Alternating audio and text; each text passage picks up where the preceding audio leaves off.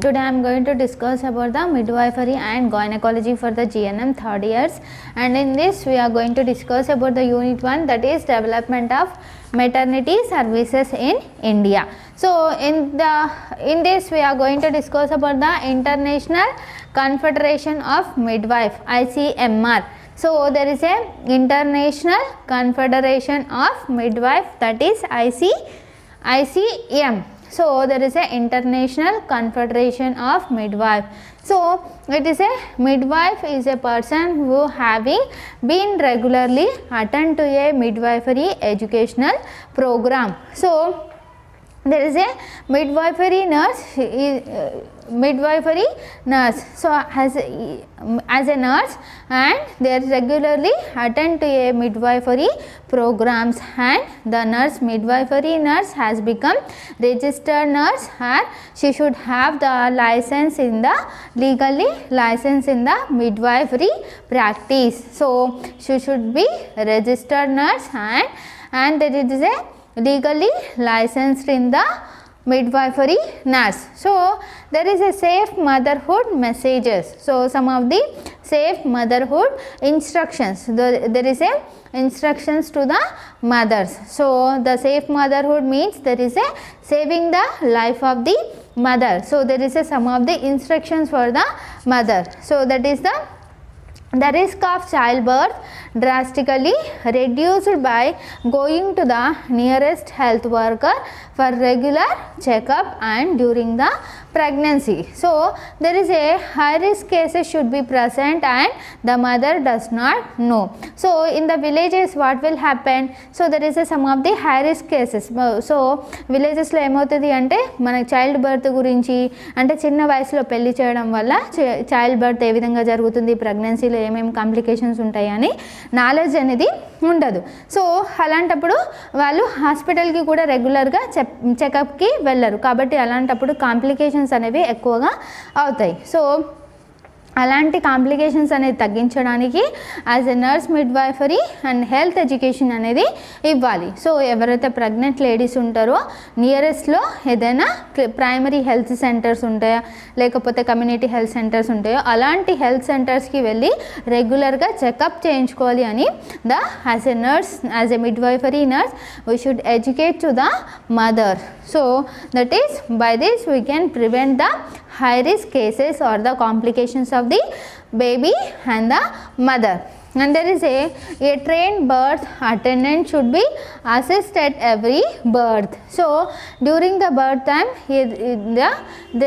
during the delivery period the assistant trained nurse should be present during the delivery. So during the delivery time lo ఎక్కువగా experience ఉన్న midwifery nurse అనేది delivery టైంలో assist చేయాలి. So దీనివల్ల కూడా మనం complications అనేవి తగ్గించవచ్చు. సో ఒకవేళ నర్స్కి ఏ విధమైన నాలెడ్జ్ లేకపోయినట్లయితే ఆమె సరిగ్గా అసిస్ట్ చేయలేకపోతుంది, కాబట్టి దానివల్ల ఏదైనా కాంప్లికేషన్స్ వచ్చే అవకాశం ఉంటుంది. కాబట్టి ద నర్స్ మిడ్వైఫరీ నర్స్ అనేది ఎక్స్పీరియన్స్ అనేది ఉండాలి. సో గైనకాలజీలో కానీ ఆబ్స్ట్రిక్స్లో కానీ మిడ్వైఫరీ నర్స్కి ఎక్కువగా ఎక్స్పీరియన్స్ ఉండడం వల్ల మనం ఎలాంటి కాంప్లికేషన్స్ లేకుండా డెలివరీ అనేది ఈజీగా అయ్యే విధంగా ఎక్స్పీరియన్స్ అనేది ఉండాలి. So there is to reduce the dangers of pregnancy and the child birth all families know the warning signs. So to reduce the dangers of pregnancy and child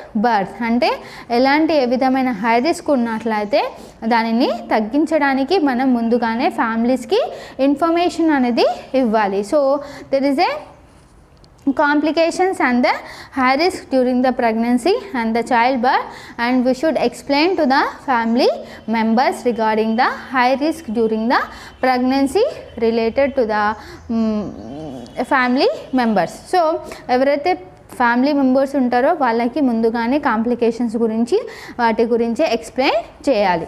so next one is the all women need the food and rest during the pregnancy. So pregnancy టైంలో food అనేది చాలా important, nutrition అనేది చాలా important. So by this nutrition and we can prevent the high risk cases. So there is A rest also very important during the pregnancy. So by this we can prevent the accidents. So pregnancy time lo rest anedi nutrition anedi chala important. So nutrition anedi sarigga lekapoyinatlaithe పుట్టిన పిల్లలకు mall nutrition అనే problems అనేవి రావచ్చు. కాబట్టి nutrition అనేది చాలా important. So pregnancy సమయంలో సరైన న్యూట్రిషన్ తీసుకోవడం వల్ల మనం బేబీస్ హెల్తీగా ఉంటారు. సో లేకపోతే ప్రీటర్మ్ బేబీస్ లేకపోతే అంటే 9 monthsకి ముందుగానే పుట్టడము లేకపోతే బేబీస్ వీక్గా ఉండడం అలాంటి ప్రాబ్లమ్స్ అనేవి వస్తాయి. కాబట్టి న్యూట్రిషన్ అనేది చాలా ఇంపార్టెంట్. అదేవిధంగా రెస్ట్ కూడా చాలా important. So that is a spacing pregnancy at least 2 years and avoid pregnancy below the age of 18 or above the age of 35.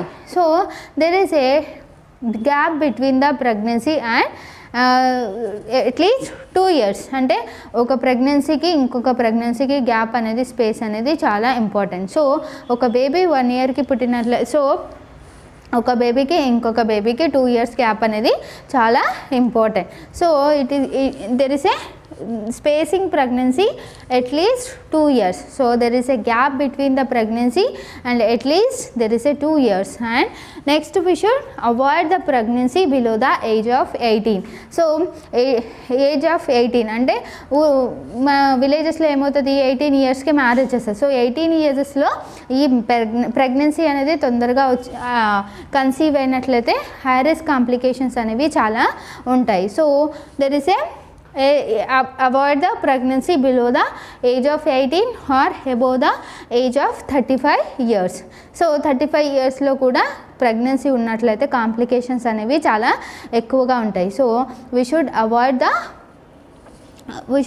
the pregnancy below the age of 18 or above the age of 35 years. So 18 years కంటే ముందు pregnancy అవ్వడం 35 years తర్వాత pregnancy అవ్వడం కూడా చాలా కష్టం. So complications అనేవి చాలా ఉంటాయి కాబట్టి మనం వాటిని అవాయిడ్ చేయాలి. So there is a next one to prevent the infant mortality rate and the maternal mortality rate. So మనం ఇన్ఫాంట్ డెత్ రేట్ని ఇంకా మెటర్నిటీ అంటే మదర్ యొక్క మోర్టాలిటీ రేట్ని తగ్గించడం అంటే డెత్ రేట్ కానీ సిక్ రేట్ అనేది తగ్గించడం. అంటే ఒకవేళ హై రిస్క్ కాంప్లికేషన్స్ ఉన్నట్లయితే వాటిని మనం ముందుగానే ఐడెంటిఫై చేసి దానికి తగిన విధంగా కేర్ తీసుకున్నట్లయితే మనం డెత్ రేట్ ఇంకా సిక్ రేట్ అనేది తగ్గించవచ్చు. So we should prevent the infant mortality rate and the mother mortality rate. So there is a mother and infant death rate we can prevent,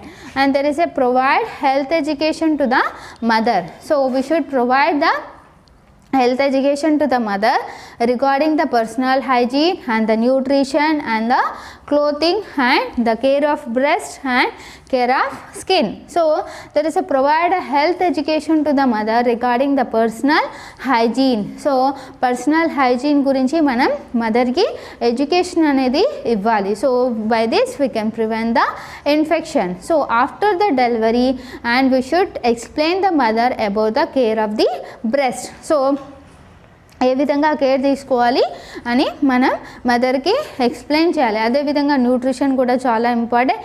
nutrition గురించి ఏ విధమైన diet తీసుకోవాలి post natal అంటే after the delivery ఏ విధమైన nutrition తీసుకోవాలో మనం health education అనేది ఇవ్వడం చాలా ఇంపార్టెంట్. సో పర్సనల్ హైజీన్ గురించి కానీ న్యూట్రిషన్ గురించి కానీ మనం ఎడ్యుకేషన్ అనేది మదర్కి ఇవ్వాలి. So to detect the high risk cases అంటే హై రిస్క్ కేసెస్ ఏదైనా ఉన్నట్లయితే వాటిని మనం ముందుగానే ఐడెంటిఫై చేయాలి.